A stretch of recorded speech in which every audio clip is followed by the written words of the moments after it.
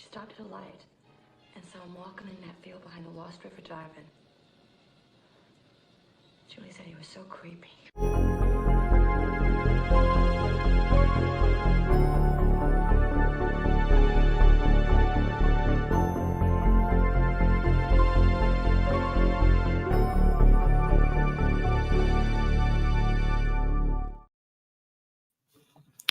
Aloha. Hello. How we doing? How we doing? Happy Friday, y'all. It is Friday, right? Doesn't really feel like Friday because yesterday was Thanksgiving and everybody had the day off school and work and everything. So today feels weird. Yesterday kind of felt like a Friday. Although, no, it didn't because Fridays suck for me at work. And yesterday I was off work, obviously. So it didn't even really feel like a Friday. I don't know what I'm saying. What's up, everybody? How are we doing today? How are we doing this Friday evening? We're coming up on the end of the month, and I realized that I had not gone live in November. So I was like, I should probably do that. Plus, there's some stuff to talk about. You know, we are now fully in the throes of the Christmas season. Run from it, hate it. It all comes all the same, regardless. We're here, embrace it. And then at some point too, I want to, later on in the stream, we'll talk about Stranger Things. But how's everybody doing? Where are we all checking in from this fine evening? We've got Allie's in here. What's up? Jay-Z, what's up? Gory Tiger. Tales from Shelf. What's up, Mark? How you doing, brother? King Matthew. And then Misanthropy's Theater. I think I got it right. What's up, everybody? If you haven't thrown a like on this yet, throw a like on it. What's up, Joseph? Yeah, so exciting, some things to talk about. By the way, first and foremost, I really hope all of you guys had a really good Thanksgiving. I haven't had a good Thanksgiving in years. I'll be honest with you. My family gets together for Christmas, but we don't really get together for Thanksgiving. With people being displaced here and there. So it's just been kind of like Thanksgiving's the last couple of years have been, pretty lonely. Just kind of ordering. I ordered Bob Evans platter and I'm just like, yeah, all right. Thanksgiving. The man himself, Akeem. What's going on, man? We're gonna talk some Stranger Things here, and I'm excited. I'm excited to do so. Akeem, if you guys don't know, he worked on season 5. And I respected the secrecy that they swore him to, and I did not ask him for any details. 1, because I didn't want to spoil anything for myself, and 2, because I would never put Akeem in a position like that to where it's like, give me the details. Really, really dug the first 4 episodes. Just going to say that right off the bat. But yeah, so again, I hope everybody had a good Thanksgiving. Are you eating leftovers today? Because that's like the thing that I miss. Like, I wish I had leftovers today. I do not. Obviously, like I said, I ordered for 1. So it was 1 meal and then that was it. So no Thanksgiving leftovers for me. And that's kind of a bummer. But did you guys check out Stranger Things? Everybody watching right now, did you watch volume 1 of season 5 of Stranger Things? And if so, what did you think? Obviously, I know a lot of people did because Netflix crashed. So definitely a lot of people checked it out. But we'll get to there a little bit later. So don't worry. If you haven't watched it yet, I'm not talking about it yet. We just wanted to throw it out there, ask the question. I did a video today. I'm sure some of you guys have already watched it. And, it was Christmas horror movies. And if you've been following my channel for any amount of time, you've seen me do a video like that before around this time of year. So, yeah. Thoughts on Welcome to Derry. So really quick, guys, but, tonight I want you guys to kind of, I don't know, steer the ship here. Ask me questions. I haven't done this month, so it's always nice every now and then to take the time to just chat with you guys for an hour or so. So ask away. I've been watching Welcome to Derry since day 1, and I've liked it. CGI issues for sure. I don't understand what it is with Muschietti. Like I really, really don't. But I really dug episode Was that 5 or 4? That was 5, I think. Yeah. Really dug it for obvious reasons. We got Pennywise back. So you guys know how I feel about Skarsgård's Pennywise. So was definitely excited about that. Yes, Silent Night remake comes out in 2 weeks, December 12th, my son's birthday. So I will be in the theater that Thursday, December 11th, to see it, and I will obviously do a review. I think it's a remake. Like, I don't know. It's not, from the people that have seen it. I talked to Cody about it, and he basically said, like, it's not really. Like, it's definitely its own thing, but it's obviously, Billy dressing up as Santa, killing people, so enough of the same DNA there, but yeah. What's up, Christina? How's it going? You see, that's the question. I don't know. I don't know. And I want to say it's probably more of a reboot. I hated that 2011 one. I really did not like it. If you guys remember last year, if you were on my channel last year, I watched that for the first time since it came out. I thought I hadn't seen it, and I did. I had seen it when I watched it last year to do a review of it. I was like, nope, I've seen this. I remembered having seen it, and it's not good. I don't like it. I was actually surprised to see people say, like, oh no, I dug it. Like, I actually dug it. I saw some comments like that on that video, and I was like, really? Like, I thought I wouldn't. I don't know. Yes. So, Scarlett Johansson being in the new Exorcist movie is awesome, personally. You guys know how I am about Mike Flanagan. I was already on board with Flanagan. You didn't need to give me anything else to sell me on it. Like, I already know he's going to make a good Exorcist movie because Mike Flanagan does not make bad films. He just doesn't, like, period. And then you bring ScarJo in there. Yeah, dude, I'm there. I am there day one. Yeah, what's up, Nathan? How's it going, man? I know. Hey, somebody got to take down the freaking evil empire, Kansas City Chiefs. So I was happy about it. Yes, King Matthew, we will get another Scream trailer. I want to say it'll be December. It makes sense. I know that trailer is done. There is a second trailer cut and ready to go. I would imagine they're going to release it in December. I just don't know what movie they would release it with. So we'll have to see. I didn't see Life of Chuck yet. But I heard great things about it. I don't think I saw a single person speak negatively of Life of Chuck. So hopefully that is the case. That's accurate. I don't know how it's going to end, man. I really don't. I would imagine it's not going to be like it chapter 1. I don't think they're going to defeat Pennywise because it wasn't until the Losers Club that he got defeated. I would honestly like an ending where he's like the victor. You know what I mean? So I really don't know. I really don't. What's up, Scott? How you doing? Christina, it doesn't give anything away. I can just tell you that. I was talking to Christian about it the day it came out, and I was like, hey, man, I know you don't watch trailers these days, but, I'd say the Scream trailer is pretty safe. It doesn't seem like it gives anything away, and it's actually pretty good. And he had actually watched it already. He was like, I saw it already, and yeah, I dug it. So if you're worried that's going to give stuff away, it really doesn't at all. The only thing the trailer tells you is, like, Sidney Prescott is the focus again, and she has a daughter, and Ghostface is after them. Like, that's really all the trailer tells you. So it's a good trailer. I really dug it. It was my background on my phone. The poster was my background on my phone for a couple weeks until yesterday. I changed it. To Luca and LeBron. That's right.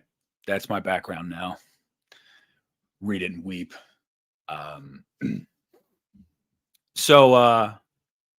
Yeah, it was, it's a good trailer though. I'm excited for that movie. I think that movie dropping in February is actually perfect timing because it's not crowded at all.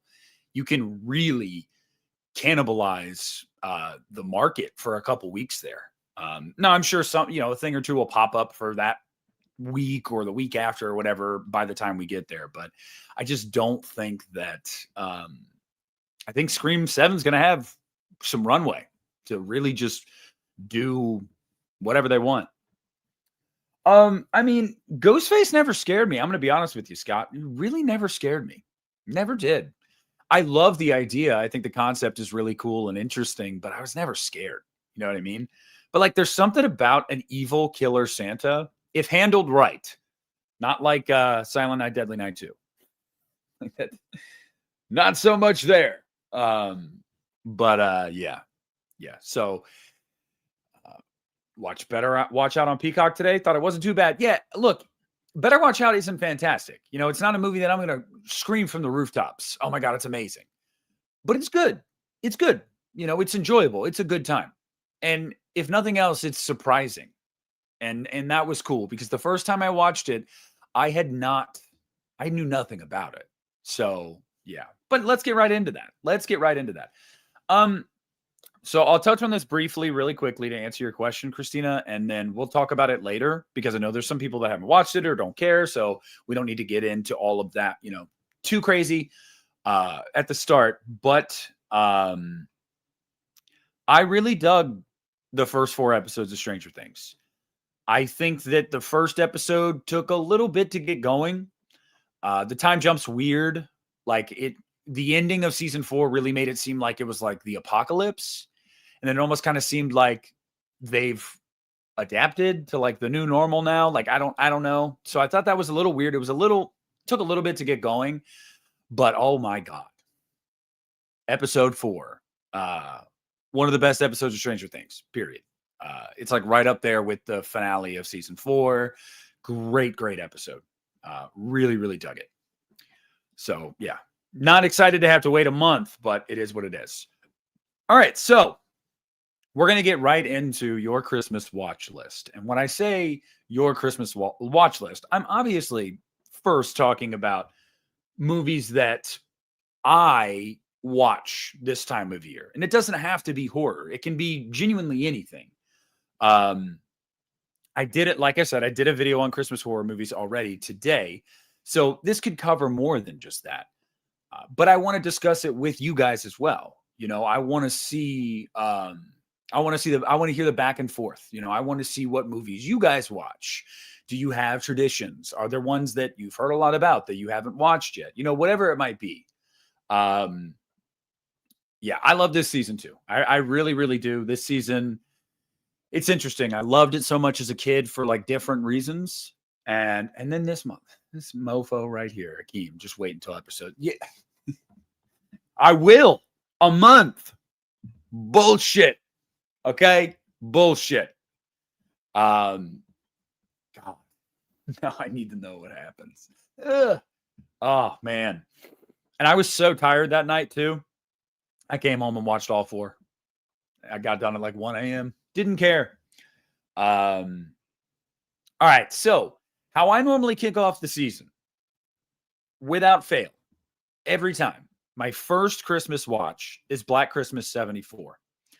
And it's interesting because my last Halloween watch is the original Halloween. I always watch that on Halloween night.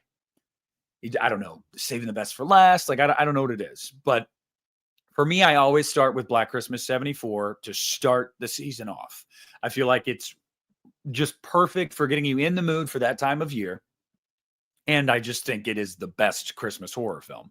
I'm not saying that it's my favorite. If you watch the video, you guys know that. I have a very clear favorite. But I think Black Christmas 74 is the best. And I think that's a really good way to kick off the season. Christmas Vacation is one that it's actually one of the ones I normally double dip with. And I don't double dip with movies much these days where I watch it like more than once in a 1 month span. But Christmas Vacation usually is the one. And that's usually to kick off or right after Black Christmas 74, you know, first week or so, and then Christmas Eve. And usually because Christmas Eve, I'm always with family and we watch it like as a family, like my mom, my siblings and everything like that. So, well, I mean, let's be real. Most of my siblings don't really pay attention because they could give a shit less. But my mom and I pay attention and my younger brother pays attention. So, you know, that's got to count for something. But everybody's there. And then throughout the month, there's really no time frame for me, like where I'm like, oh, I have to watch this one on this day. Like Black Christmas '06 is my favorite. It is my favorite Christmas horror film. Argue with the wall. I don't care. It's my favorite Christmas horror movie. And I watch it whenever I'm feeling like it. You know what I mean? Like, it's not like there's no tradition there. I'm not like, oh, this is a Christmas Eve watch. This is a Christmas Day watch. No, it's just whenever I'm feeling it. I don't know. Maybe when we get some snow, maybe I'll throw it in. I do have the Blu-ray now. Shout out to my buddy Rudy. So maybe I will. I don't know. We'll just see whenever the mood strikes me. It's just whenever it happens. I don't know.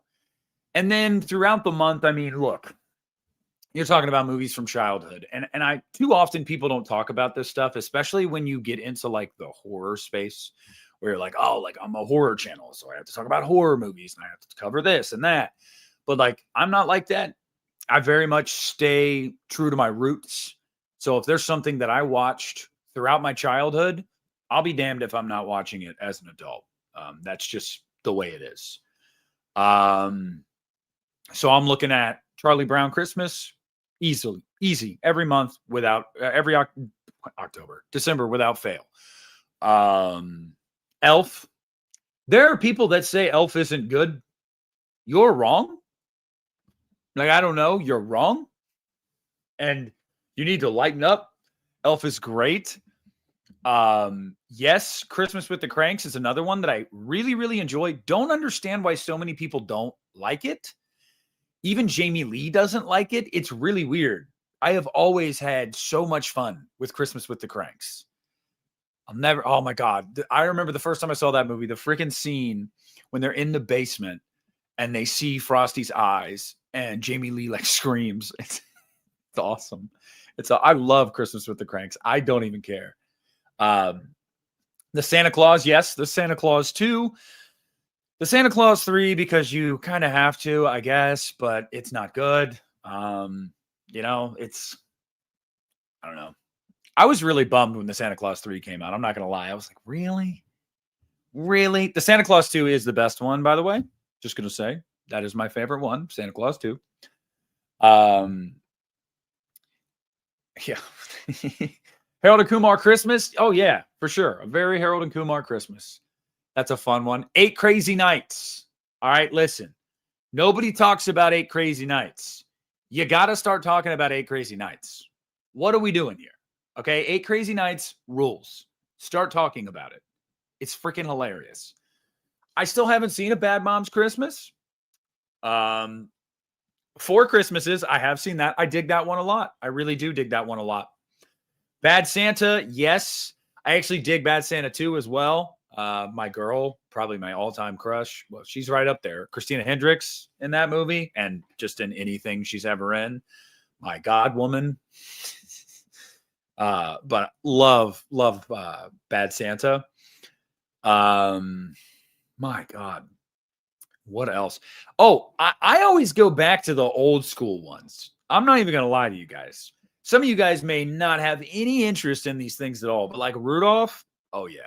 Santa Claus is coming to town? Hell yeah. Frosty? Yeah, 100%. I have a box set that I got when I was like 11 or 12 for Christmas on DVD.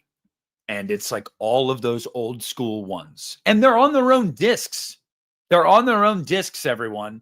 It's not like a set where it's like a one case and then you open it and there's 6 movies on one plain disc. No, they are all on their own disc.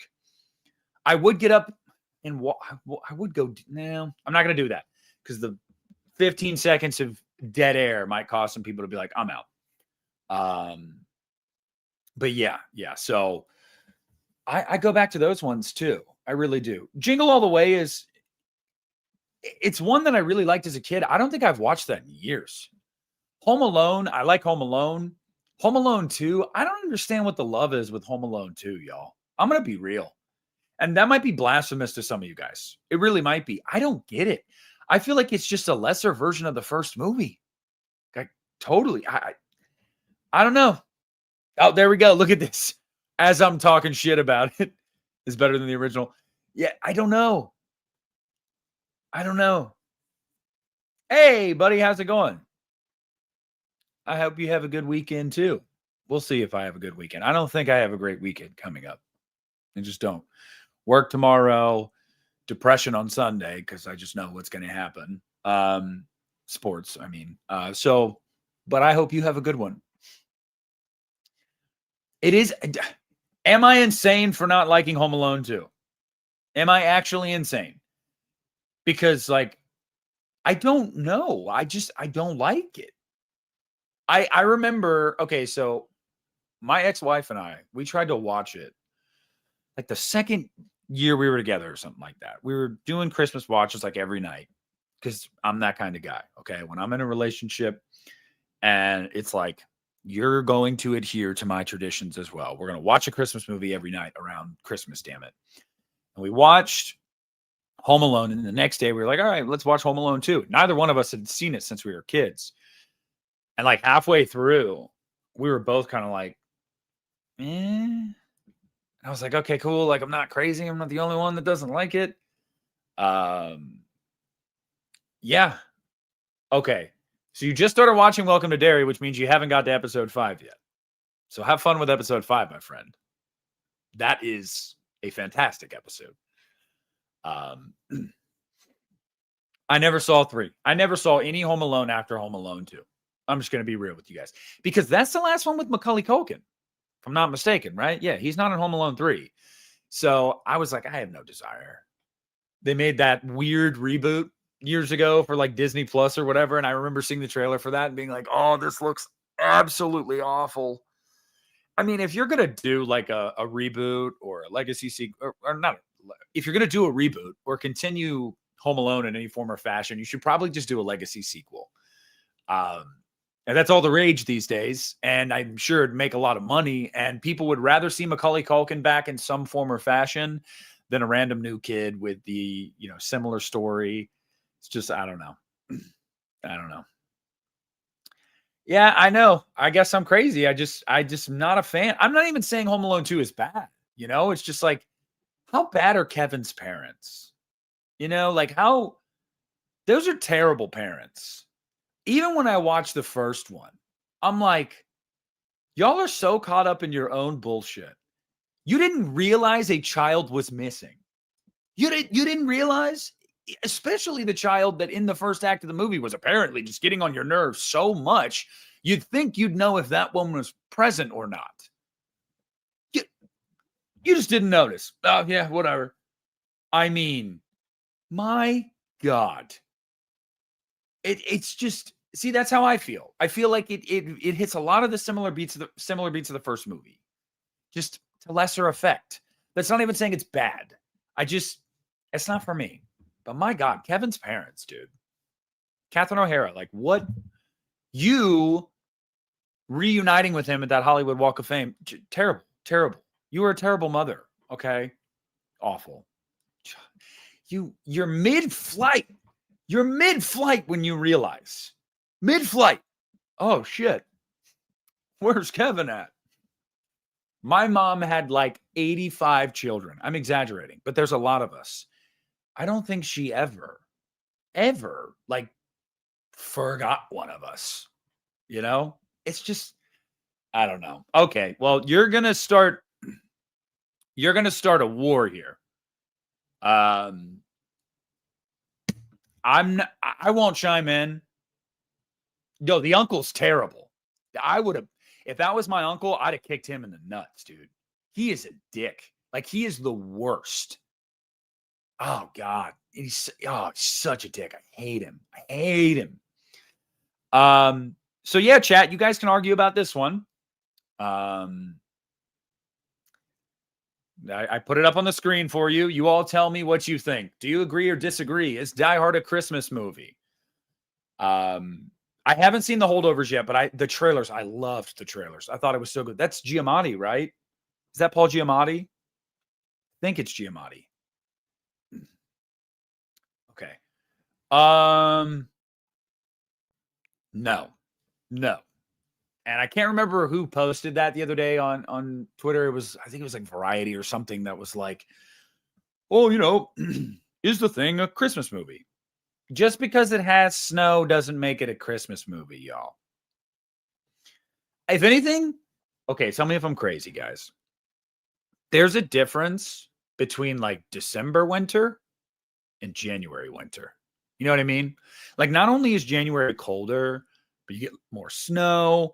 It feels very barren because nothing happens in January. There's no holiday. There's nothing. It's just bland.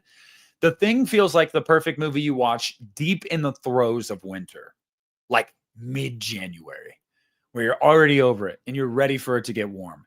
That's how I've always felt about The Thing. Christmas, though, no. I don't know.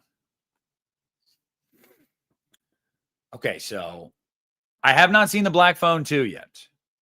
I have not seen. Okay. All right, you guys ready for a hot take? Here's a hot take for you. I don't like it either. I've never liked it. Years ago, when I was a teenager, I got my buddy's dad for Christmas the lampshade, the like leg lampshade, because he loves that movie. Just never ever cared for it.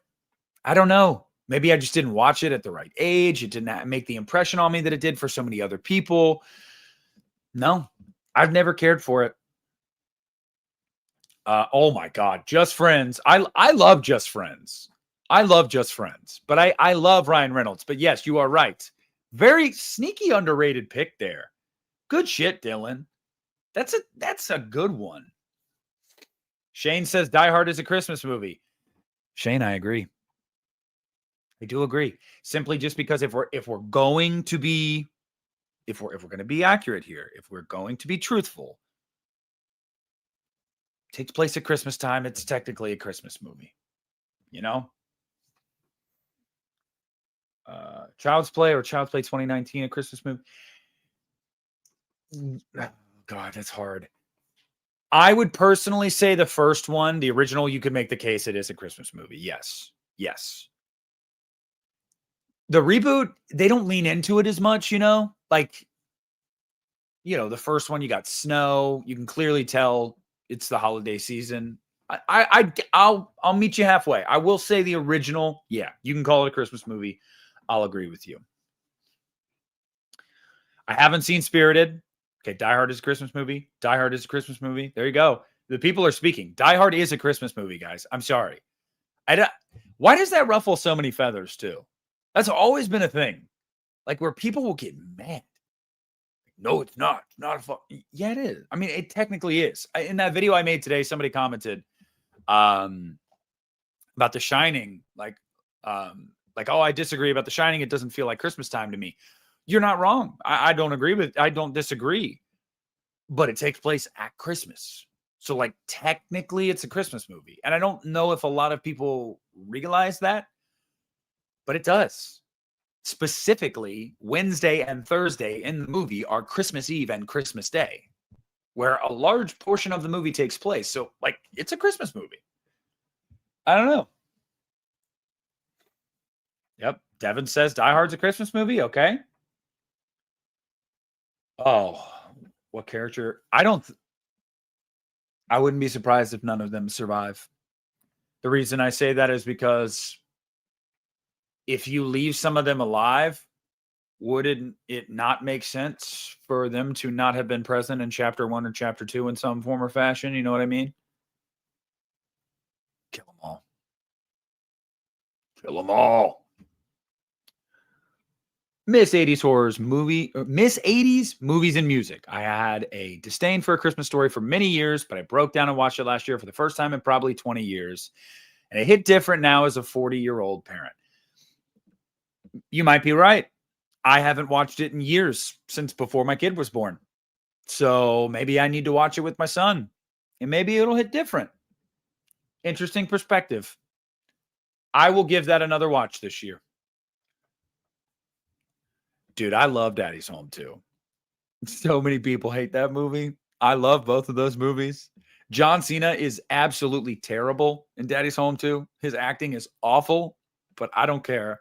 You give me Wahlberg, you give me Farrell. I still want the third one. I'm pretty sure Mark Wahlberg said that like recently, like, oh yeah, they're still having talks. They're eventually going to do a third one. Do it. Give me the third one.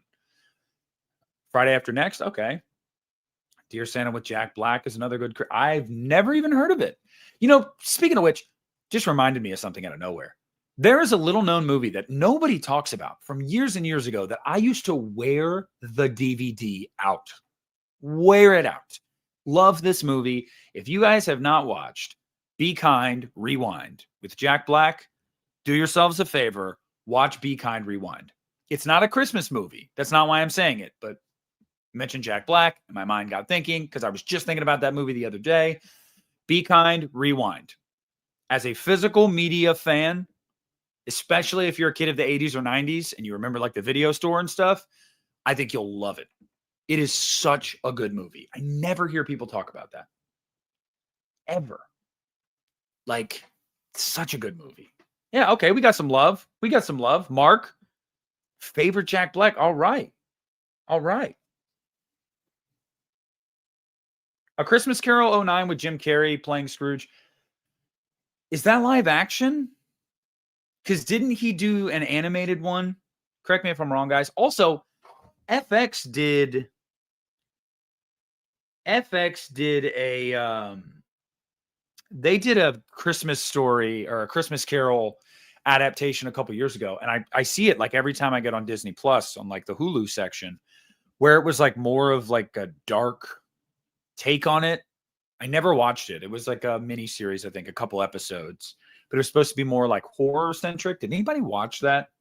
Because I've thought about watching it, but if it's not that much of a commitment, I guess. I think it's only a couple episodes. But did it have Tom Hardy? I didn't know that. That gives me more reason to want to watch it though, because I love Tom Hardy. I didn't know that. Venom's in it. Bane. Oh my God. I was watching a clip of Bane earlier.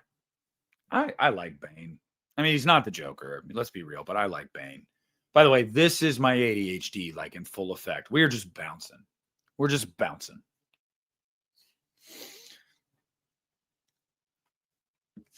Okay, so this is actually a good question, T. Parker. And personally, the Sorcerer's Stone is definitely the one probably that you think the most of. But what is the one? Oh my God. I'm trying to remember. I think it's either Prisoner of Azkaban or I think it's Prisoner of Azkaban. Maybe it's Goblet of Fire. It's got the scene where Hermione says, what does she say? Happy Christmas, Harry. It used to get memed. Whatever one that is. I think that's Azkaban. Let me know, though. Oh, God. No. Look, I didn't read any of the books, but I got to be honest with you. I think the movies rule, man. I really, really do. I am like vehemently against. Oh, yo. We're going to get there, Matt. Hold on. I am vehemently against this HBO Max Harry Potter reboot series. Like, vehemently against it. If you're going to do Harry Potter, make a film adaptation of The Cursed Child. Bring Daniel Radcliffe back. Bring Emma Watson back. Bring Rupert Grint back. Like, the fact that we're like, you know what? No. It's the Deathly Hallows Part 1. Oh my God. Wow.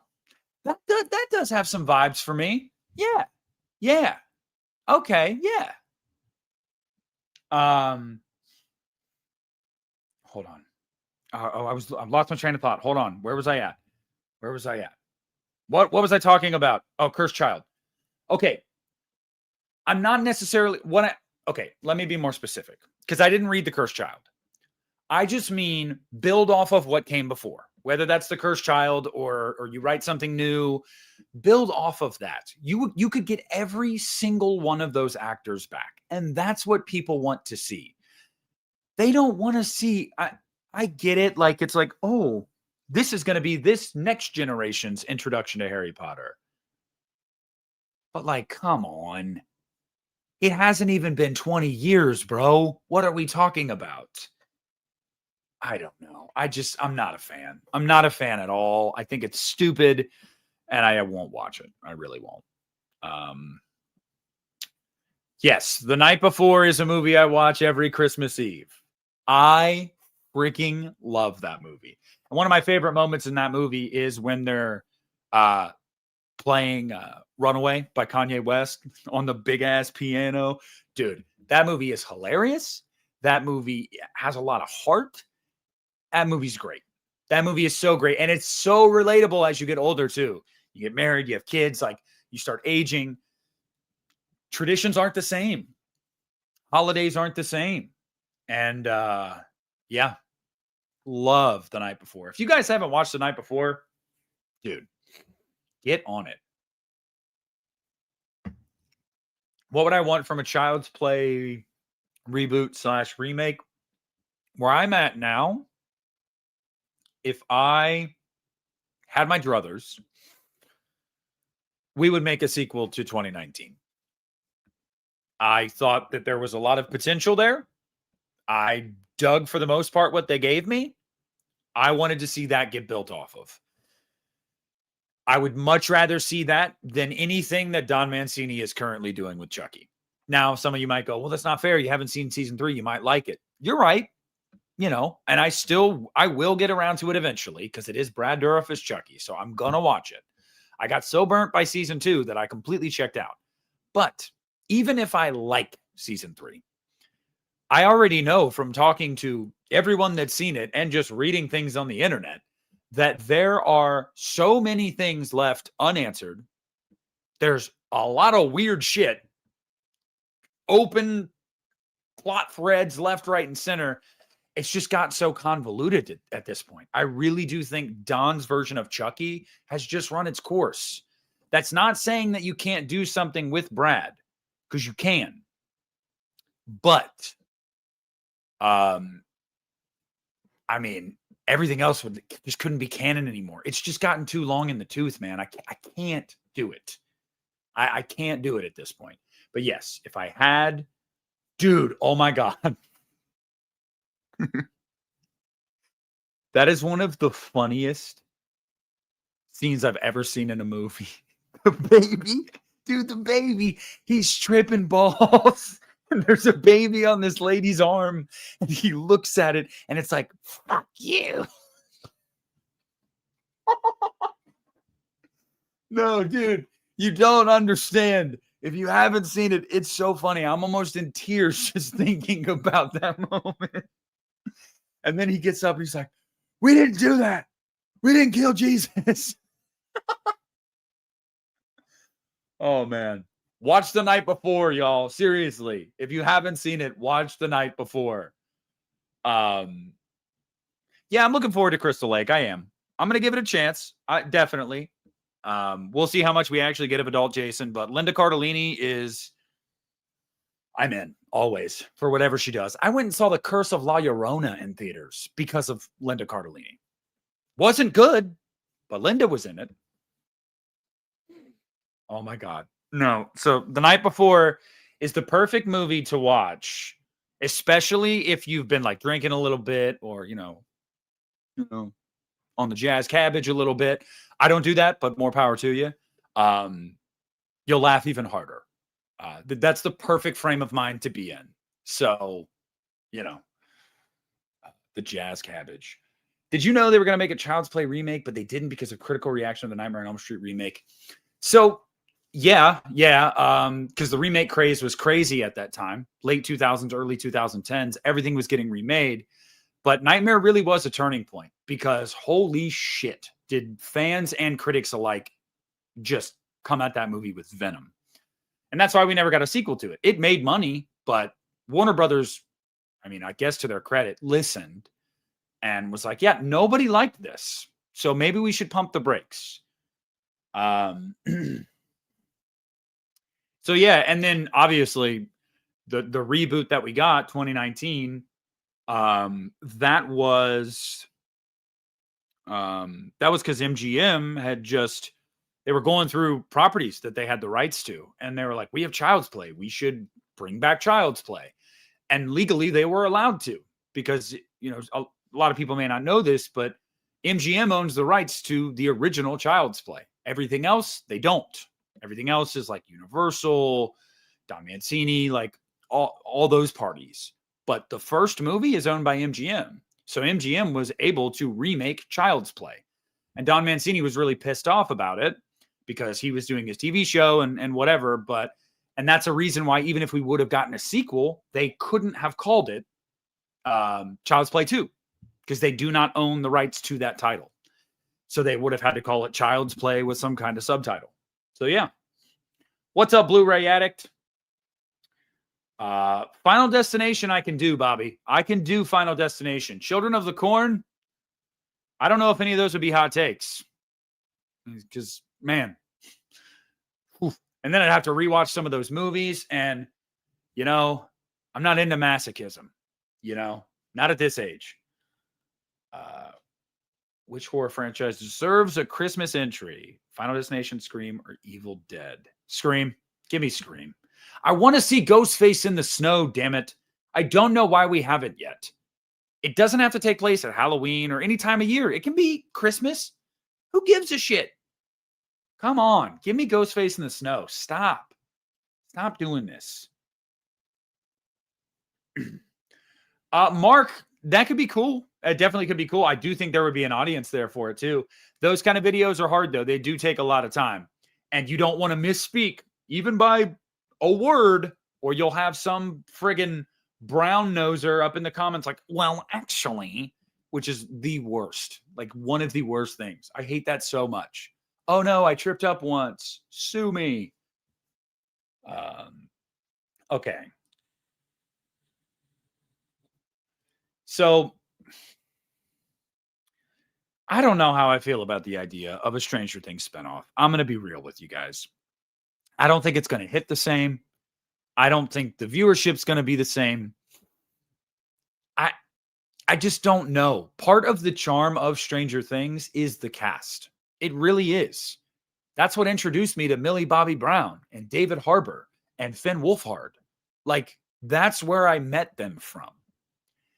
Without them in that world, it's just, I don't know. I really don't know. I don't know if I'd want to see a spinoff. I really don't. But if you were going to do one, and they're going to do one, maybe another country's perspective, I'm not necessarily saying the Russian one, because we did kind of see that side plot in a few of the seasons, actually. But maybe something like that. Scream 8 around Christmas, dude. Give me that. Oh, hold the phone. Hold the phone. What did you just say? Boo this man. Boo. Boo this man. Okay. Krampus isn't scary at all, but it's a blast. And I will fight you tooth and nail. Oh my God. How dare you? There are children. There are children around. Okay. Look, here's the thing, T. Parker. No, I'm a whore. Give me all of them now. I need this finale. I can't wait 6 more weeks or whatever the hell it is. It's like 5.5 weeks. I can't. Give me them now. Oh. I understand your frame of thinking, though. I do.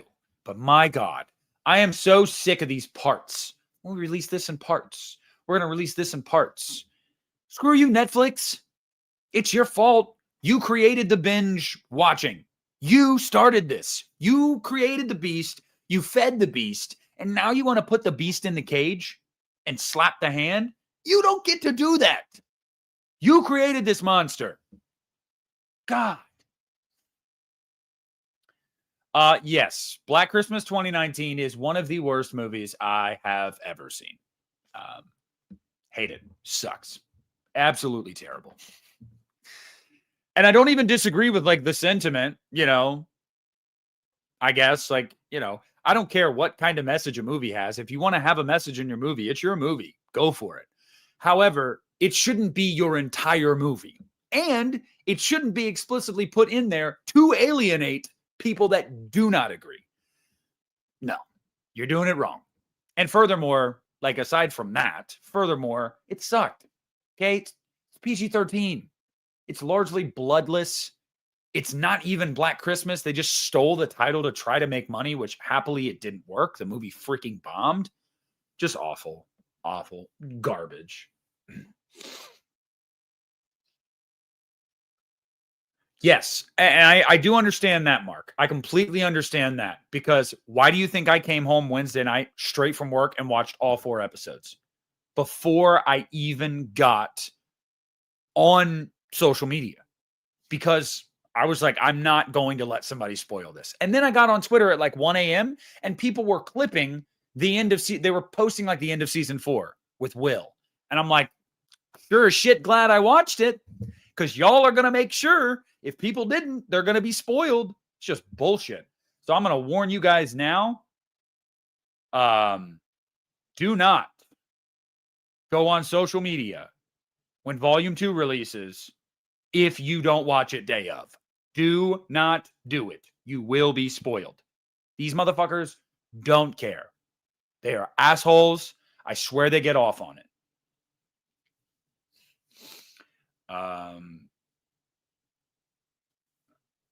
Let's see. Hey, what's up, Jose? How you doing, buddy?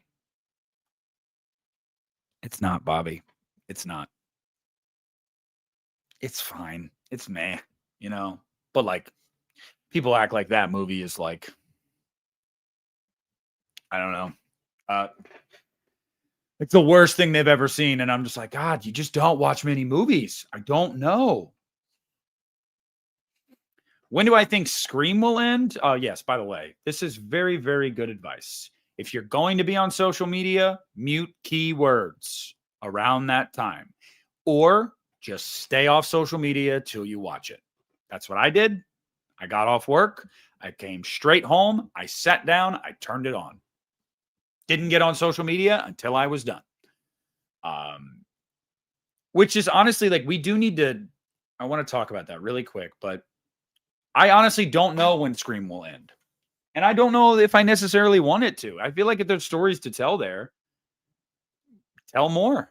You know, you guys know how I am about that. I'm not somebody that thinks sequels are sacrilegious. They're not. The original movie is still going to be there. The movies that you love are still going to be there. If somebody has a story they feel is worth telling, tell it. It can't hurt anything. No, this is not supposed to be the final one. Scream 8 is already rumored to be in pre-production, but most people in the know have said it's already been quietly greenlit and is in pre-production. So this is definitely not the last one. Yeah, I agree. I think Freddy should have been innocent in the remake. I thought that was a really interesting idea, and it would have been a perfect motivation for why he would have wanted to kill everyone that was involved, because they lied. They lied, and he died. You lied, and I died. Y'all know what that's from?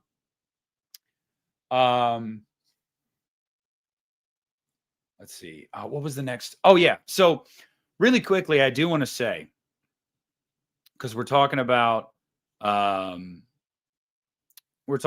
Stranger Things. Whether you're a fan of Stranger Things or not, guys, largely like irrelevant. Like, I hope you are.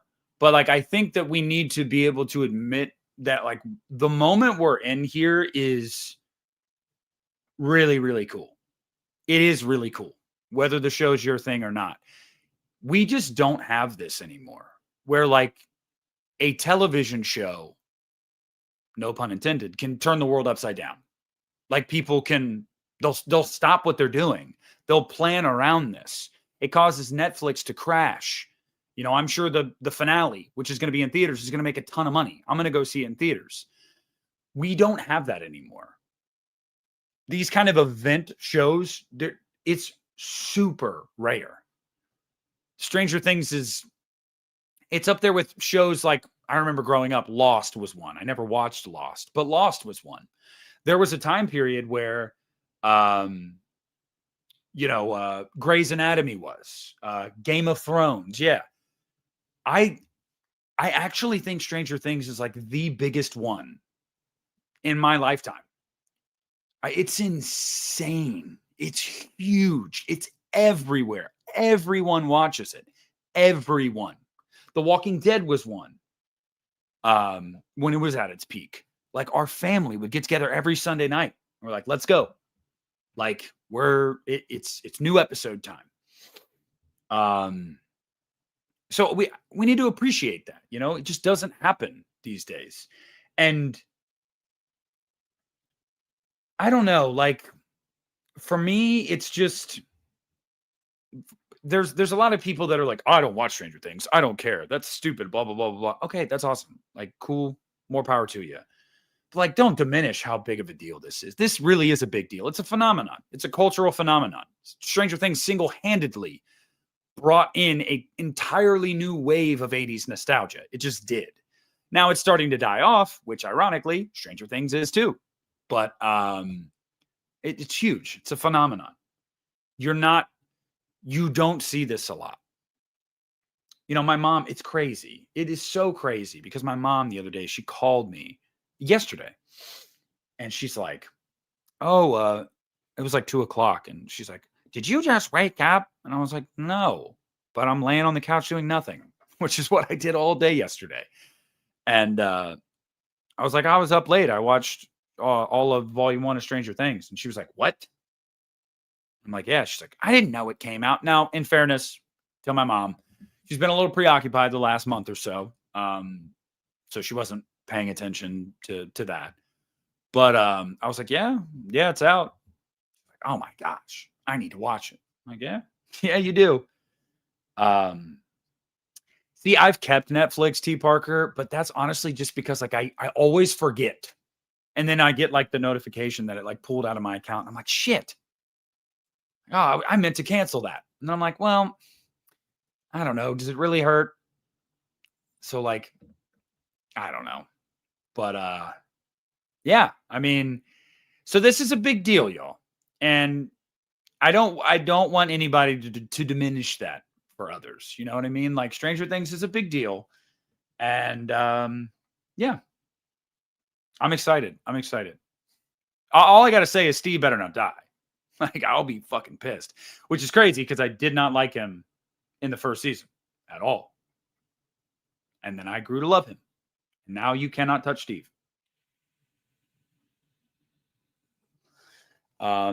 Yes, I have the like old school, they look like VHS releases of the first 2 seasons of Stranger Things.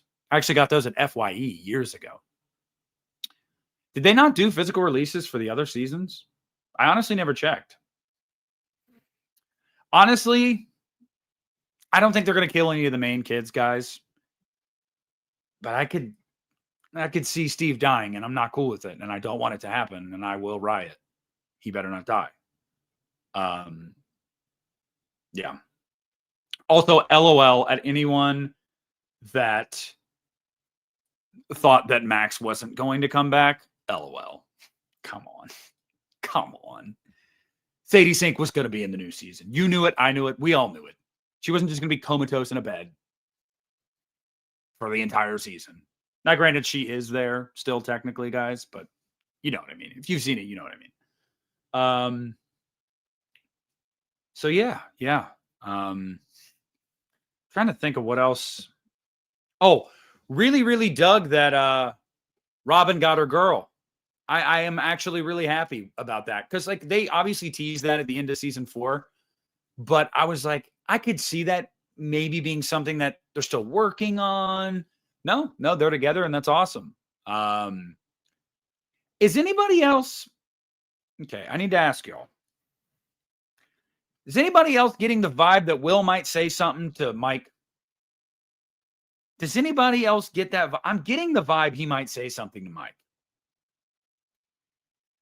I don't know. Okay. And I don't know how that's going to go.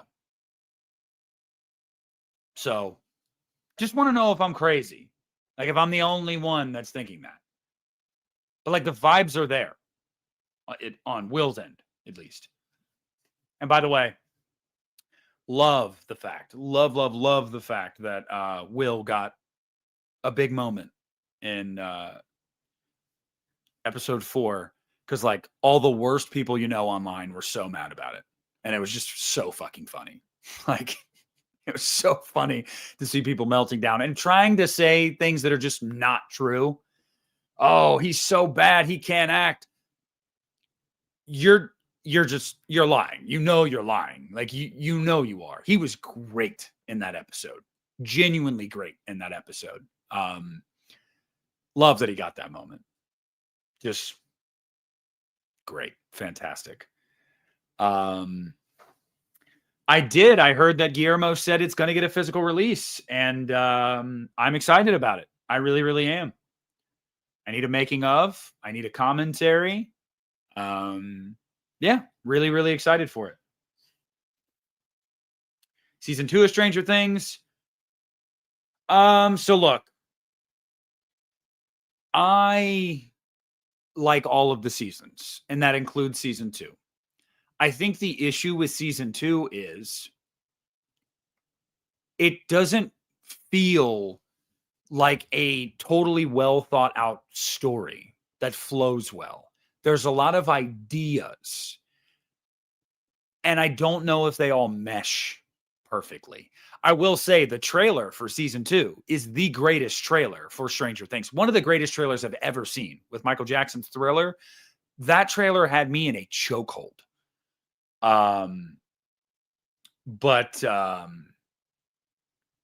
Man. Yes, it is going to be Vecna. It is going to be Vecna in Dead by Daylight. So probably another broken ass killer that's going to tunnel me. But yeah, I just think that season 2 had a lot of interesting ideas. I just don't know if they were totally well fleshed out. And the Duffers, to their credit, even said that was the one season where they were a little rushed because they were trying to meet deadlines, and because the first season was so huge. And it shows. It definitely shows. But yeah, I don't know. I think I'd take season 1 over season 2, but after that, I think it just got progressively better. Season 4 being the best. I still think season 4 is above season 5, but we still have 4 episodes left. So that could obviously change. Because the finale of season 4 is some of the greatest television I've ever seen in my life. Like, phenomenal. Incredible. Like, oh man. Any Black Friday Blu-rays, 4Ks? Maxine. Maxine is one. Believe it or not, Terrifier 3, I never bought that. Those are 2 that I've been eyeballing myself. Not if you're a killer that's gonna fucking tunnel me. Toxic ass. I hate, man. Nothing pisses me off more than if you're playing Dead by Daylight and you're a killer and you tunnel one person because you suck at the game, and you know you're not going to be able to get all 4 people. So you're just like, at least I'll get one. So I'll just tunnel this guy. Don't play Dead by Daylight if you're one of those people. You're toxic, and guess what? I will teabag the shit out of you. I will be toxic right back.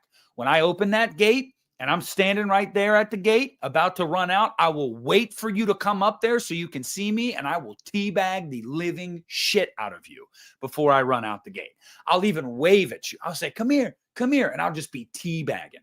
I mean, holding the controller like this and just spamming to where my meg is just, and I'll, oh yeah, come here, as I'm teabagging the shit out of you.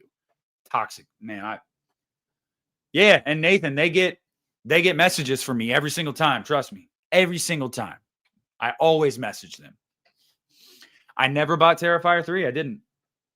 I mean, I'll be honest with you guys. It's been no secret. I was pretty public about it on my social media and whatnot. This last year, it was a difficult year, man. I mean, it really, really was. Financially, mentally, it was just a really tough year. And so I didn't really buy much of anything for myself. I could never really justify spending the money. You know what I mean? Like, I was just like, I don't know if I should do that. And so I didn't. There's a lot of things I didn't buy because I was just like, can I justify spending the money on this right now? Probably not. So I didn't. Matthew, watch Terrifier 3, especially because it's Christmas time now. It's good. I still think Terrifier 2 is the best, but it's good. It is good. Let's see. I did see this serial killer universe. Oh, God. Who was it that tweeted something? It was either like Cody Leach or we watched a movie or somebody tweeted something that was like, this is because of you assholes that went and saw the Pooniverse movies. And now you've given these people like ideas. It's true. I can't.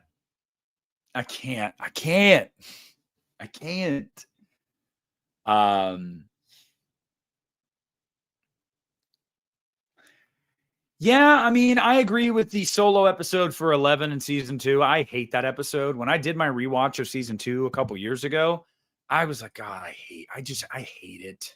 It's so out of place. And obviously it's going to come back around in this season. No, I won't get into specifics, but if you saw episode 4, you know what was teased at the very end there. But I don't like that episode either. I really don't. But yeah, man. Man. Ask me some more questions. Ask away. I'm still here. I am waiting for your questions. Can the Bulls win this game? Because it's going to crash my whole damn lay if they don't. Sixers are winning? Oh, never mind. The Pistons are losing. What the fuck?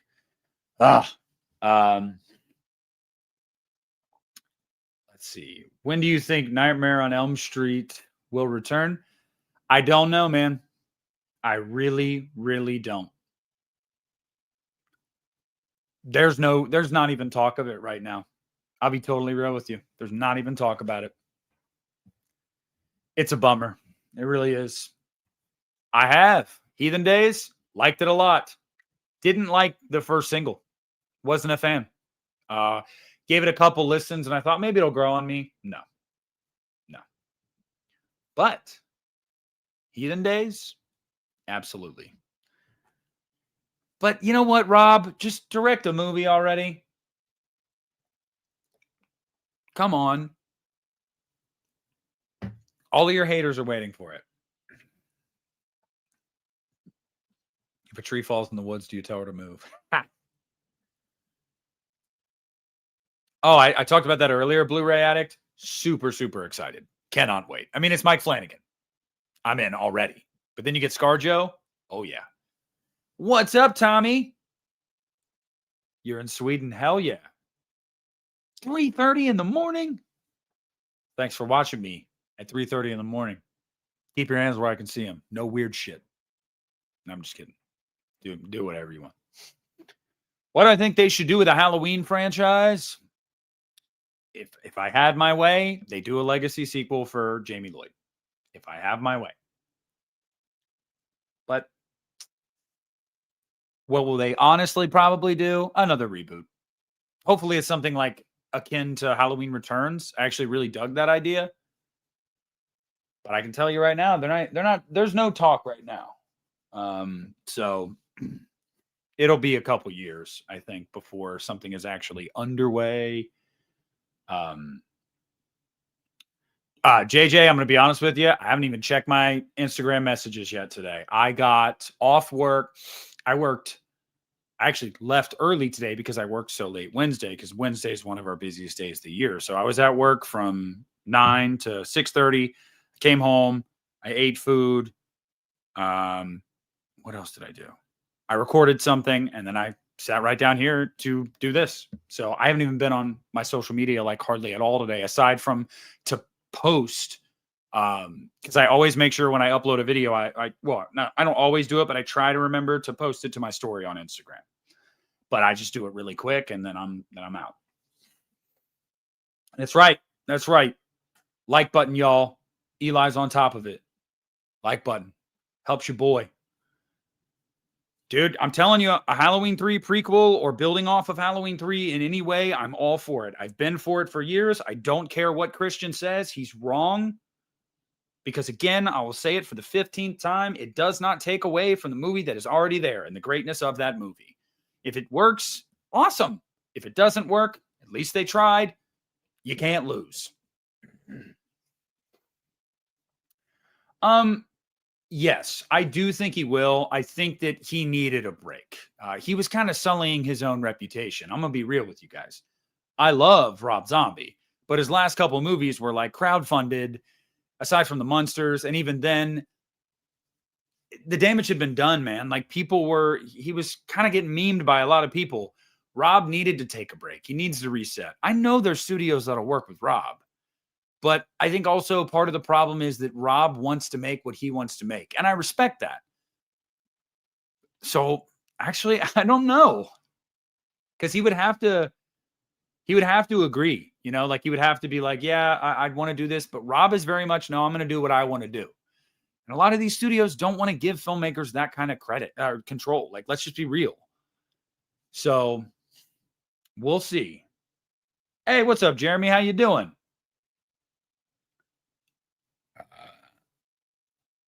Oh, give me a neon Rob Zombie movie. Oh, yeah. Oh, yeah. Oh, yeah. I'm in. I'm in, Blu-ray. I'm in. Let's do it. Do you have their number? Call them right now. Leave a voicemail. He definitely is. Rob truly doesn't give a shit. But I hope he gives enough shits to direct at least one more horror movie. Because I miss him. Oh, yeah. That 16 millimeter in H2. Oh, chef's kiss. Gets me every time. Nipples so hard they could cut through glass. Fantastic. Huh. Oh, yeah. Rob has a visual eye. Nobody can deny that. A lot of people, I think, just say it's the writing that they have issues with. But like on a technical level, aesthetically, the dude's got an eye. Like he can shoot. Hey, I'm totally down for a Rob TCM. I have been for years. Exactly, Bobby. They only put out bangers, which is why they need to get Robert Cummings, a.k.a. Rob Zombie, to direct a neon movie. That's right. Oh, Rob Zombie. I was quoting Malcolm McDowell there. Let's do it. Neon, you really want to put out a banger? Huh? Get Rob Zombie. Do it. Halloween 2 rules, okay? It rules.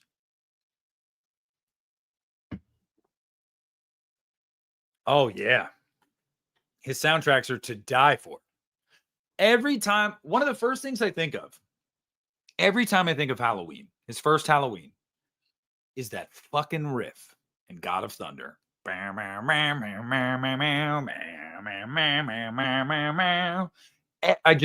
think about it every time. What a killer way to open that movie. Killer. Oh, God, Chavez.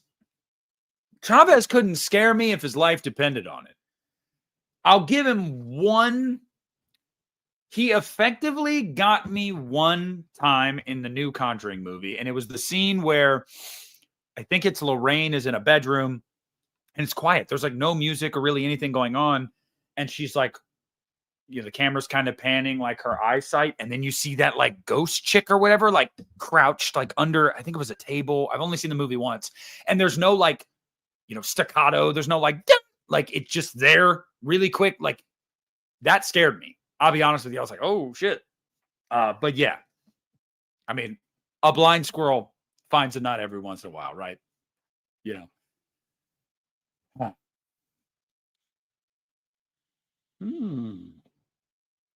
Which do I prefer? See, this is hard because yes, I agree with Hamilton. Hellbilly Deluxe and Sinister Urge are, I think, his peak. So obviously, that's the sound that I want to hear from Rob the most. But I'm also somebody that really digs Educated Horses. Like, really dig Educated Horses. I love that album. And I've seen in recent years that's gotten this like reappraisal where people are like, oh, Educated Horses is actually pretty solid. And I'm like, yeah, it kind of always has been. It's a good album. But yeah, let's go back to the Hellbilly days, Hey, listen, JJ, I totally get it. Oh, Conjuring 4 is definitely better than the third one, Nathan. Definitely better. Like, I definitely agree with that. But it doesn't touch the first two. And again, that's James Wan. James Wan has a way about him. Nobody is going to make a Conjuring movie as good as he does. They just don't. But I'll give Chavez credit. He improved with the fourth one. Part of me thinks that's because James Wan had a lot of input. But yeah. Let's see. Yeah, okay. King Matthew, I'm just going to let you know, that is my favorite Legacy sequel. That's my favorite requel in horror, is I Know What You Did Last Summer. Oh, God. Everybody's fucking in a UFO. I don't like that song. But Christian likes it too. I largely don't even really dig that record. I'm going to be totally honest with you. I don't know. Maybe it's a hot take, but Educated Horses rules. Well, JJ, then we wouldn't have gotten Saw 6. And I'm not okay with that. But everything else, yeah, I agree. I like 4. 5 is okay. I love 6. The final chapter is bad, but it's enjoyable. Like, it's not a good movie, but it's a fun time, and it has Chester Bennington in it. So, like, always going to have a special place in my heart. But, like, Jigsaw, Spiral, no. Saw X could still exist because that's like a midquel. I don't know. I wouldn't be okay with Saw 6 not existing. But everything else, oh, dude. And it's Chester, like, it's so great, too, because when he's screaming and, like, ripping the flesh, like, the skin off of his back, it just sounds like Chester, like, singing. Like, I'm like, oh, yeah, dude, that's Chester's scream. Like, perfect. Perfect that they got him in the movie. All because, like, a passing conversation about, like, oh, yeah, I'm a big Saw fan. Like, oh, want to be in the new one? Why the fuck can't that happen to me? I love Saw. Put me in a Saw movie. I will die in the most brutal way. Like, come on. Man. He was in Crank. Oh, my God. He was. Yo, I haven't seen that movie in forever. That is peak Jason Statham, by the way, guys. Kids think they know Jason Statham today. Peak Jason Statham was Crank. All right? Man, I totally forgot he was in Crank. Holy shit. I haven't seen that movie in at least a decade. Oh, buddy. I love Amity. I love Amity. Love Joel as well. And I actually think that I'm not going to say anything bad about Aaron. He's definitely gone off the deep end. But I think it actually sounds better. The new vocalist, what's his name? Johnny from Kingdom of Giants. I think it's better. There's more range. It's got epinephrine in it. It'll get you tweaked, man. Yeah. Why didn't he act more? I don't understand it. Yeah, I saw a trailer for that. That new Statham movie. He does a movie like that every year. Every year there is like some action movie and Jason Statham is the star of it. And it makes like $15-20 million at the box office, but it pays the bills, it pays Jason's bills, and it keeps him as one of the action stars working today. We need a Meg 3, by the way. The Meg 2 made money. Okay. I don't care if critics didn't like it. It's not for them. Okay. Where's Meg 3? I need it.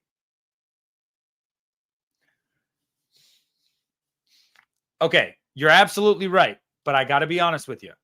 I like Emily. I do like Emily. And that was something that I did not think I was ever going to be open to. I mean, y'all know I got that the day after Chester died.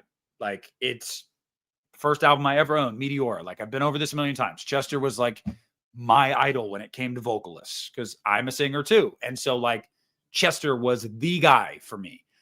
And I remember when they started doing the countdown on their website, I was like, what's about to happen? And then I was like, it's probably just going to be a re-release, you know, Hybrid Theory or whatever. Go down the list. And then they were like playing a show and it was a new song. I watched the live stream as it was happening. And I was like, well, this is a new song. And I was like, okay, is Mike just going to be like the solo vocalist now? Like, is that what they're going to do? And I would have been okay with that. And then Emily came out and I was like, oh, she got a nice mix of Chester in there. That's kind of cool. It's not quite Chester, but there's enough of that flavor there. And then I was on board, and I really, really, really, really dug what's it called? From Zero. Loved it. I actually think that the best song on that album was a B-side that they put on the deluxe edition, which was shit. God, I'm not even going to look at the comments because I can't believe this is slipping my mind. But Up From the Bottom. I think Up From the Bottom was the best song that they had. I don't know why it was only on the deluxe. Like, that's Up From the Bottom and Good Things Go. Those two songs. Whew, man. Let You Fade is great too. Like, yeah, I'm there, man. I'm there. I'm happy for him. You know, and I got the vinyl. I got From Zero on vinyl. That thing is gorgeous too. Have you seen the From Zero vinyl? Oh my God, bro. It's like, it's so colorful. It's fantastic. Oh, I love that thing. I still haven't listened to it though. I have the tabletop in my kitchen, but I haven't listened to it. Yeah. Yeah. Oh man. Yeah. So I don't know. Should what get a reboot remake? What are we talking about here? It, like Pennywise? Look, y'all don't understand, if you're not a Transformers fan, how hard it hit to have What I've Done and then New Divide, which got made for Transformers, Revenge of the Fallen, and then to have was it Iridescent in Dark of the Moon. And then Age of Extinction comes out and there's no Linkin Park song. And I'm like, what the hell? Okay. No. Transformers needs to have Linkin Park. Iridescent didn't work as it worked in the moment they used it in the movie. It did. You know, after Chicago is basically fallen and everything like that. Like, it worked. But I think New Divide, oh my God, dude. That riff at the beginning. Oh my God. So good. My band, it was 2009. I was a freshman in high school. We covered that song. And we couldn't get, we were not like freaking tech geniuses or whatever. So my buddy, I believe Phil, I think it was Phil, or no, that would have been Dino. We were doing it like on the guitar, like because there's a lot of electronics in that song. So we were trying to mimic that with the guitar because we didn't have tabletops and all that shit. Love that song. Oh, dude, that breakdown. Oh, man. Oh, man. Oh, my God. Oh, that chugging, bro.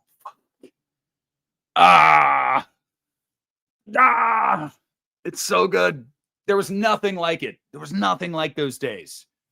You would literally listen to one of those Linkin Park songs and you would just be like put into Transformers. You'd be driving your car. You'd be like, turn into a fucking Transformer, bro. I don't even care if you're a Decepticon. Just like turn into a Transformer, please. I want a Transformer. It would change my life. My teenage years, Stefan. Man. I was a hoodlum. I got in a lot of trouble. But I was in bands, not band, like I was in bands. I was the vocalist in like rock bands. We had a band called the Refugees. Actually, I have this out. This is crazy because um we played a show in 2009. There was like a festival that happened in our town called Railroad Days, and there it is, the Refugees Newcomer Award 2009, Little Miami Railroad Days. Yep, I actually had this out because my son was playing with it the other day. Yeah,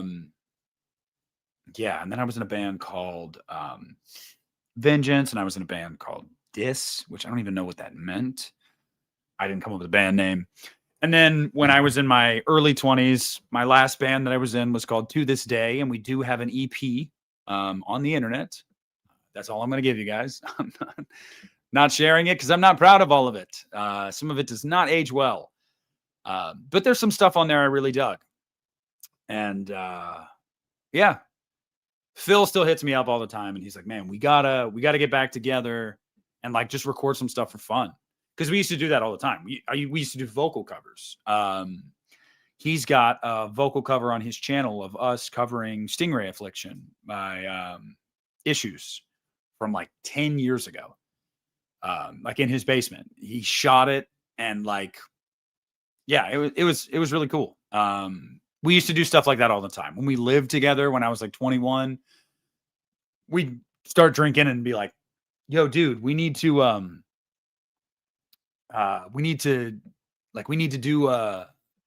like a cover. Like, let's just do a cover." We did like an Ed Sheeran cover. We did a Justin Bieber cover. And like, he would just get on the guitar and I would just go up to the mic and we just record it and we just have fun. No, dude, you're not going to be able to find it, JJ. And if you do somehow find it, I will say we have a song called Nurture versus Nature, where I'm actually really proud of my vocal performance in that song. Specifically, the outro, like the last chorus. I hit notes I didn't know I could hit. I'm going to be totally honest with you. I still don't know how I did it. And I remember Phil listening to that like last chorus for the first time on the playback. And he was like, "Dude, holy shit." And I was like, "I don't know how I did that." So I'm largely I'm proud of that song. And I'm proud of a song we had. I wrote all the songs. And I'm proud of a song that we had called Now or Never. That was supposed to be a hard song. We were a post-hardcore band is what we were going for. And, but one day Phil and I had been drinking, go figure. And, I was like, "Phil, just get the acoustic, bro. Like, just grab the guitar. Like, let's sit down and let's just do it." And he was like, "I'll play like a simple chord progression and you just make it work with that." And I said, "Fuck it. Like, let's go." We recorded that entire thing in one take. Not bullshitting you, on my mom. One take. He hit record and we just went. And Phil is a savant. I mean, he has a degree in like music production and everything like that. So it's not surprising that he followed my lead, but at the same time I was following his lead. Like, it was weird. We had really good synergy. And that one was acoustic. And man, it was I was really proud of that vocal performance too. I really, really was. A lot of those lyrics I wrote are like very juvenile. Like, I look back on that when I was like 20 and I'm like, "Oh, so juvenile. I could write so much better now." But some of the sound I really liked. But Now or Never is one that I was really, really proud of. I killed that shit. I'm just going to be honest. I killed that shit. I don't have a lot of talents, guys. I talk a lot. As you guys know, because I have a YouTube channel. But one talent I do have that I will always, something I'll always be like, "You know what? I can do this. I can sing. I know I can." So I miss making music, like, for sure. I do. it's just hard when you get older, man, and your friends and people get married and have kids and move away. And it's just like finding the time to get together to just like make music. Like it just doesn't happen as much anymore. All the time, all the time. What was I singing when I was getting ready to hit record on this? It's paused right now. Crawl Back to My Coffin from Dayseeker. I can sing the fuck out of that song. Okay. I love when I find a song that I really like that I can like hit all the notes to. I don't know. Like if you're a singer, you get it. But like I was singing that on my way home in my car, blasting it. And I was like, dude, yes, I can nail this song. So all the time, every day. That's because you got to use it or you're going to lose it, you know? But like seriously, like you want to, it's a muscle, you know, it's you don't want to, I don't know, you want to bring it out. There is time. There definitely is time. I've talked for years trying to get Christian to do like a Christmas cover for us or for you guys. Like, hey, let's do a Christmas song, like with both of our vocals on it. And like, you can do guitar because he plays guitar and stuff. And he's always like, yeah, let's do it. But we never have. Would love to do that eventually. So y'all need to reach out to Christian. Be like, yo, dude, where's the You Need a Christmas song? Like, come on, man. Oh no, I know. I actually like that song though, Hamilton. I actually do. I do. Because growing up in youth group, we saw Skillet in concert like 3 times with my church. And I always felt like they were a little edgier than like most Christian rock bands. Like not really, but like they were a little edgier. I do like that song. Oh, Stefan. Yeah. Yeah. I don't think I've actually ever tried that. I've tried it in the car, but like when you're blasting it, you can't even hear yourself really, so you don't know if you're doing it well. The octave change in that scream is what trips people up. That is so impressive. That octave change. Oh man. Oh, and Chester could do that flawlessly live. It's just like, oh my God. And I'm gonna give Emily credit. What song is it? Heavy as the Crown. She has a great scream in the bridge of Heavy as the Crown. Very reminiscent of Giving Up. I think that was the point. Oh, thank you for the $9.99 super chat, Allie. I appreciate that. If I could be an actor or a singer for sure. Definitely a singer, because I don't know if I'd be any good at acting. Like, I think I could be okay at it, but I know I can sing. Sometimes I need to remind myself to stop trying to sing things that are not in my range. It's not good for your voice. Sometimes I try. But probably a singer. I would honestly love touring and meeting thousands of people. Like that kind of lifestyle always excited me. And I have a lot of energy, as you can tell. Like I'm sitting here right now bouncing my leg. And I do that like most of the time when I'm recording. And it's just, I'm always bouncing around. So like, I'm excited to go to a concert in a little over 2 months. I See Stars in Columbus. I haven't been to a concert since the last Warped Tour, which was like what, 2019. So it'll be really cool. See how much I've got in my almost 31-year-old body now. And before anybody goes, oh, you're not that old, trust me. I cannot do what I used to be able to do at 18 at Warped Tour. I used to be able to headbang all day, Wall of Death, Circle Pit, you name it, get absolutely piss drunk that night, and then would go straight, be up till 4 or 5 in the morning, get 5 hours of sleep, and be ready to go to work the next day. I cannot do that anymore. I headbang like that, my brain is going to turn to mush. So, oh God, JJ found it. Oh God. One of the most juvenile lyrics ever is that song. Oh God. The only screaming I do is like fries. You'll hear a fry every now and then. That is me. But most of the screaming is my buddy Dave. He was also our bassist. Again, take into account, 10 years ago. I am not claiming it's good. There is a song that's genuinely bad. It's called You Made It. Oh my God. We threw that one together because we only had a couple days in the studio where Phil went to school. He had access to a recording studio and we had the weekend and we could not figure that song out. So we were like, dude, let's just do something. It's bad. I hate that one. I do like Nurture versus Nature though. I do like Nurture versus Nature. Nurture versus Nature and Now or Never. Those ones I'm proud of. Yeah, JJ though, Now or Never is it's the bridge where I really hit notes where I was like, what the fuck? It's that and Nurture versus Nature. Yeah, it's both of those. Anyway, whatever. Don't be telling anybody. You know what's funny is I want to say like a year ago, I was a little buzzed and I posted one of those to my Instagram story, one of our songs. And I was like, oh yeah, reminiscing on this. And I woke up in the morning and I deleted it. I was like, no, why would I put this out there? I don't want people to find this shit. Yeah. So if you guys caught that it was like a year ago, I think. I don't know. I got to stay off social media if I've like had a few. Because sometimes I'll get on there and I'll just get into trouble. Like, I'll share things I shouldn't share. Like, nothing offensive. That's not what I mean. I just mean like dumb shit, where it's like, why did I do that? Like, what on earth compelled me to do that? I got to stop doing that. Yeah, Stefan, I am 6'4" as well. So, and back pain daily. My favorite 3 Days Grace song. Oh God.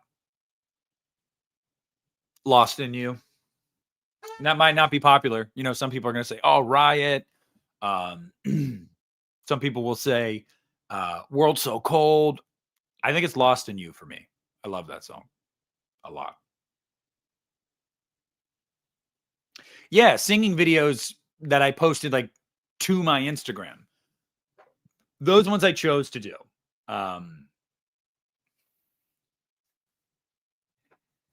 Yeah, I don't really learn. World So Cold, 3 Days Grace, right? Yeah. Yeah, living in a world so cold. I'm not even going to give you guys I'm not even going to mock sing it.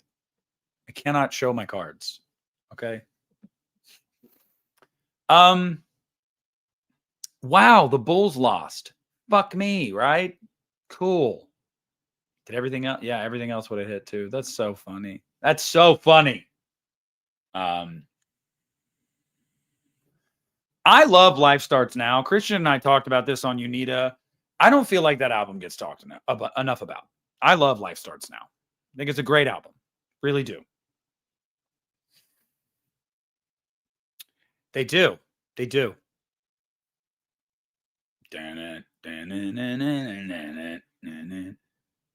Every day, Christina. Every day. I have a problem. Okay. Doesn't help. I got 4 parlays loaded up and ready to go for the Lakers game here in 5 minutes. Okay. We're going to try to make some money. Instead of pissing it away. Oh my goodness. Yeah, I still think 1X is the best. I do think 1X is the best. But Life Starts Now is a great album. It really is. See, this is why I love this, guys. I need to do these more. I say this all the time because we have great conversation. We bounce all over the place. We go from horror movies to movies we watched as kids for Christmas to bands to teenage lore for me. It's all over the place and it's just awesome. I did not see that, T. Parker. That's fucking awesome. Where did he do this?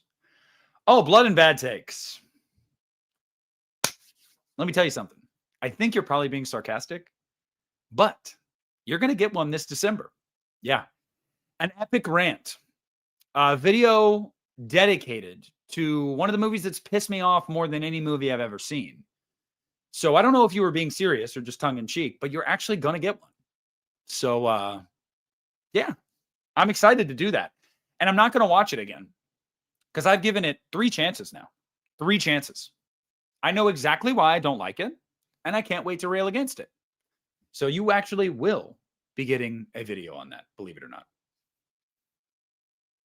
No, yeah, it's actually happening, Allie. I'm going to do it. Now, again, it's going to be one of those rage bait videos. You guys know how it is as a content creator. It's going to be one of those videos where you're going to know when you see the thumbnail and the title, oh shit, he's about to go in. And it's going to be one of those videos.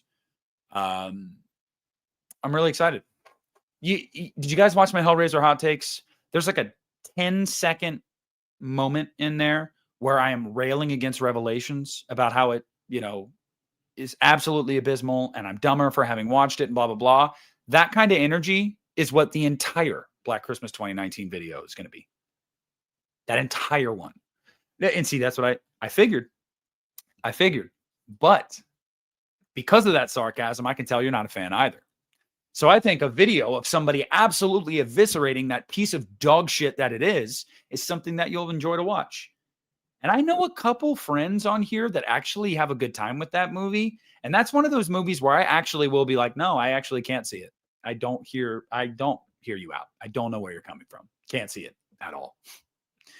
That's just one of those movies. We all have a movie or two where we're like, no, I'm sorry. I can't even meet you halfway. Like that's one. Oh God, I'm getting angry thinking about it.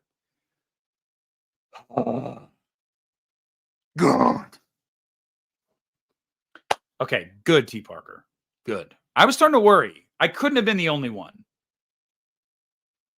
Oh, I know a couple people. I don't play guitar. I don't play any instrument. I can play drums, but that's just because I can keep rhythm. I had a drum set when I was a teenager, but I'm not going to say I was fucking Jimmy the Rev Sullivan. No. But like I can, I can drum, basic drumming, but I can't play it. And I can do a little bit of piano, like a little bit, but only things that I've like taught myself, like the Halloween theme or for release, parts of for release. Vanilla Twilight by Owl City. I learned that when I was like 14 or 15. But yeah, aside from that, I can't do shit with instruments, man.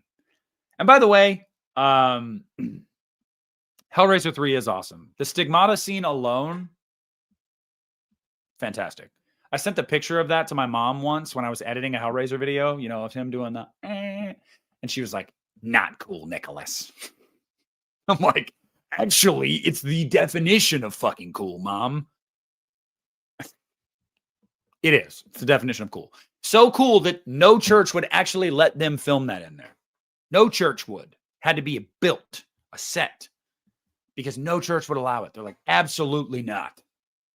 That's how fucking metal that moment is. Iconic.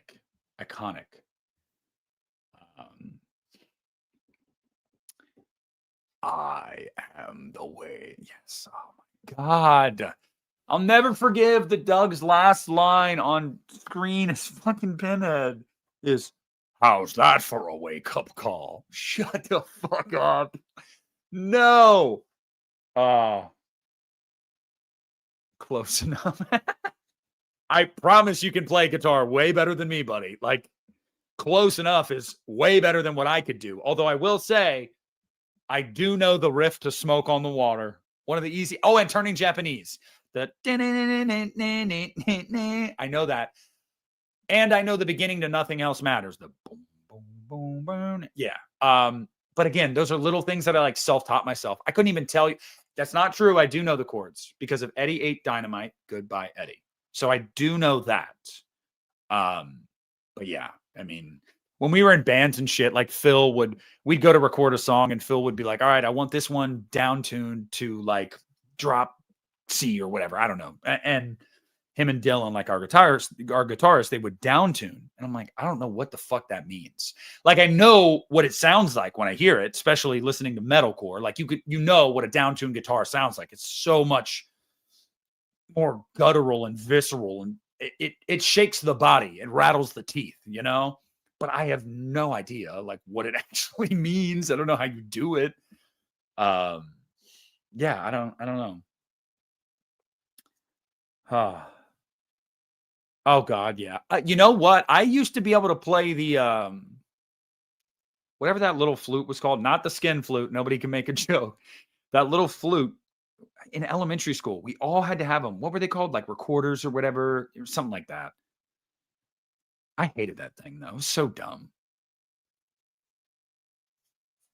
Professional musician, but can't read or describe anything correct. Hell yes. Hell yes. Well, I sure as shit can't. So the recorder, yeah, it was a recorder. I used to like always like screw around with it at home. I did the Halloween theme on it. I do remember that. Or like got close to it because I feel like it never sounded right. But I will tell you guys, anytime I go anywhere, if there's a piano or a xylophone or you know, it's one of those kids' toys like at Walmart, I play the Halloween theme. Always. Always. There's a park I take my kid to in the summertime, and they have these huge ass metal like xylophone things at the park with these mallets. And I will walk over there and I'll just go da, da, da, da, with kids and parents everywhere. I'm just like, I don't give a shit. Think I'm weird. I do the Jurassic Park theme too. Yeah, I don't care. They can think I'm weird all they want. They're probably right. I'm at a park with my son wearing a freaking Halloween t-shirt and a beanie and black jeans in 95-degree weather in July. Yeah, you know, I'm probably weird. Whatever. William doesn't really care about Halloween, man. His thing is Chucky right now. He's obsessed with Chucky. I haven't shown him any Halloween movie yet. I think next year might be the first time I let him watch a Halloween movie or two. You know, some of the more tame ones, like the original. I mean, honestly, the Blumhouse trilogy is tame. I mean, it's bloody, but it's tame. Like, there's not a lot of adult content in it. So maybe even something like from there. H2O is pretty tame. Yeah, all kids like Chucky, I guess. I like Chucky, and he never scared me. So I don't know. Maybe that's just like a thing. Kids and Chucky, man. He's a doll. He actually does. No, Stefan, he does. He wrote it on his Christmas list. He wrote it on his Christmas list. A Christmas list that he folded and took out to the mailbox himself and said that he was going to go to the North Pole, and he was talking to me about it. And he was like, Dad, do you think that the elves can make a Chucky doll? And I was like, well, yeah, like the elves can make anything. He's like, oh, yeah, because of the magic, Santa's magic, right? And I'm like, yeah, William, Santa's magic. And he's like, okay, well, I want the Chucky doll from Chucky 8. And I'm like, the buddy? And he's like, yeah, he calls it Chucky 8 because he's obviously being in kindergarten. He's really big into counting. So he takes all of my Child's Play movies and he'll line them up next to each other literally every week. And he's like, Chucky 1, Chucky 2, Chucky 3, and Child's Play 2019 is the 8th Child's Play movie technically. And he's like, I want the doll from Chucky 8. So I Googled it. Like, I was like, can you buy like a Buddy doll? Not really. People make them like Etsy, and you can buy it from, you know, someone on eBay or whatever, but they made it and they're not cheap. And I was like, buddy, I can't find one, like one that looks close to the movie. And if there is one that's close to the movie, somebody made it and they're selling it for $600 on Etsy. Like, but that's the one he wants. He wants a Buddy doll. You would think they would have done a doll for that movie, like a licensed doll. Maybe they eventually will. Maybe Tots or somebody will. But like, you would have thought.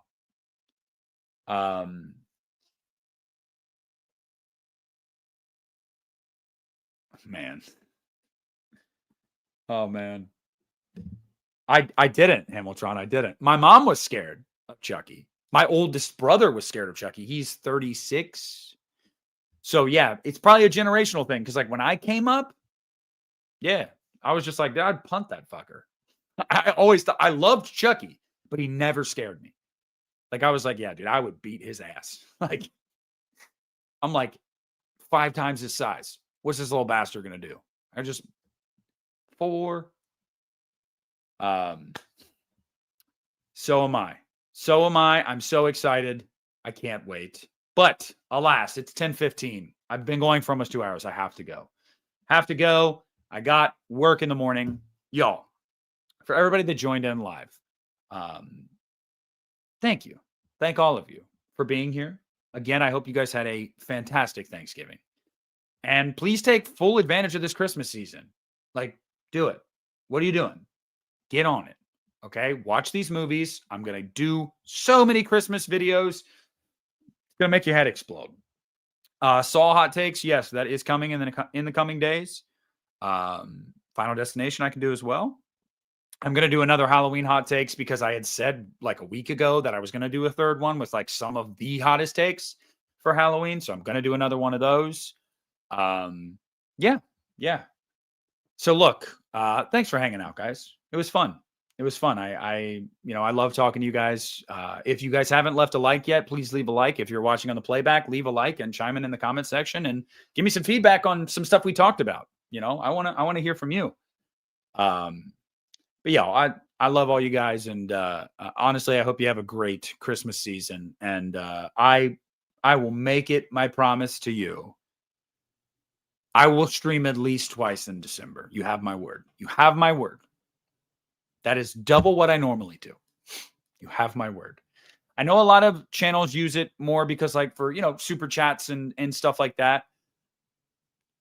I just kind of put my head down and do the pre-recorded stuff. I don't know, but I'm going to get better about it. I promise you'll get at least 2 in December. Okay. So I love y'all. Be good to each other. Be good to yourselves. And until next time,